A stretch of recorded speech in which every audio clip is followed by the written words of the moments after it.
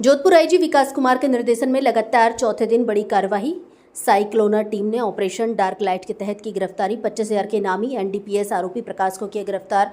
2 वर्षों से प्रकाश झोंक रहा था पुलिस की आंखों में धूल। आरोपी प्रकाश को उसकी बहन के घर से किया गिरफ्तार। मादक पदार्थों की तस्करी करने वालों के पीछे हाथ धोकर पड़े हैं आईजी विकास कुमार। साइक्लोनर टीम ने 95 से अधिक वांछित अपराधियों को किया गिरफ्तार। भारत संवाद से दीपक सिंह निवाड़ी की रिपोर्ट। अब ये एक बहुत बड़े असमंजस की स्थिति, उहापोह की स्थिति है एक व्यक्ति के लिए कि बहन तो खून के रिश्ते निभाती है, अपराधी कुख्यात वांछित भाई को घर में पनाह देती है, और बहनोई के आगे यह धर्म संकट है कि पत्नी के खून के रिश्ते को निभाए या उन रिश्तों का खून करते हुए एक सच्चे नागरिक के रूप में अपने कर्तव्य की पालना करे। इसी उहापोह में डूबा रहा एक व्यक्ति, और एक तिनका मिला और उसके सहारे, उस बहनोई के सहारे, एक बड़े कुख्यात वांछित नशे के सौदागर, जिस पर 25,000 रुपए का इनाम चित्तौड़गढ़ से है, आधा दर्जन से ज्यादा प्रकरण जिसके खिलाफ दर्ज हैं, जिनमें मादक द्रव्यों की तस्करी, शराब की तस्करी, मारपीट, आर्म्स एक्ट, पुलिस पर हमला जैसे अनेक मामले हैं। वह व्यक्ति पिछले 2 वर्षों से पुलिस की आंखों में धूल झोंककर लगातार फरार चल रहा था, अपना धंधा चला रहा था। उस व्यक्ति पर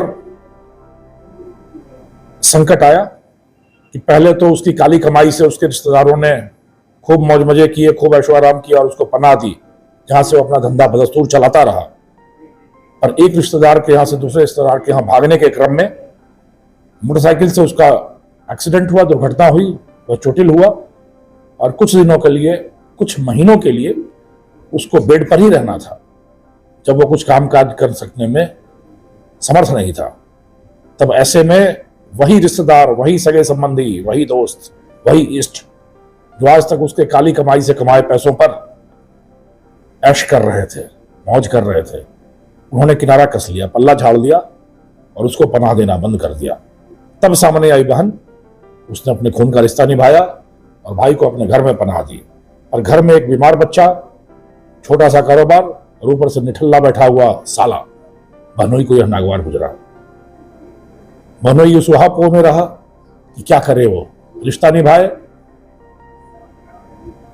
या नागरिकता निभाए।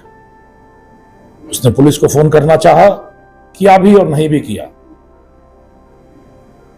और आर्किमिडीज ने कहा था तुम मुझे टेक के लिए एक बिंदु दो, मैं सारी दुनिया को घुमा दूंगा। और यही है हमारी साइक्लोनर सेल। एक छोटा सा सुराग मिल जाए तो सुराग को सुरंग के रूप में बदलकर एक बहुत बड़ा तहखाना और मैदान बना देते हैं।